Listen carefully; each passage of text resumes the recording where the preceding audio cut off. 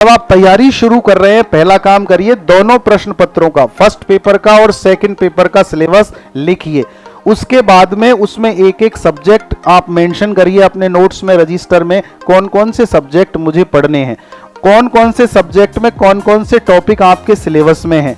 उन टॉपिक्स को देख करके यह तय कीजिए कि यदि आप कोचिंग कर रहे हैं तो सबसे पहले कोचिंग का ही जो कंटेंट है उससे अपनी पकड़ मजबूत करें। एक है साधे सब सदे और सब साधे सब जाए।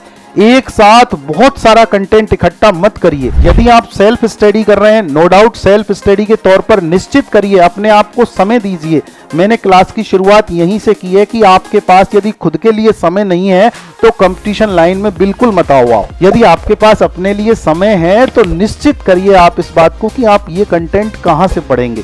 सफल विद्यार्थियों से पूछिए, आपका कोई गुरु शिक्षक हो उससे पूछिए, पूरा राय मशवरा करिए, उसके बाद योजना बनाइए, उस योजना पे फिर इम्प्लीमेंटेशन कीजिए। आगे अभी हम बढ़ेंगे। सबसे पहले तो पहला काम तो आपको ये करना है, दोनों पेपर्स का आपको सिलेबस लिखना है, सब्जेक्टिव लिखना है, सब्जेक्टिव के बाद कंटेंट वाइज लिखना है। उसके बाद उस कंटेंट को आप कहां से पढ़ेंगे उसमें टॉपिक डिसाइड करिए और उस टॉपिक को ये देखिए, यदि आप कोचिंग से पढ़ रहे हैं तो कोचिंग में तो प्रत्येक टॉपिक का, प्रत्येक सब्जेक्ट का समय निर्धारित होता है, उसमें आपको दिमाग लगाने की आवश्यकता ही नहीं है।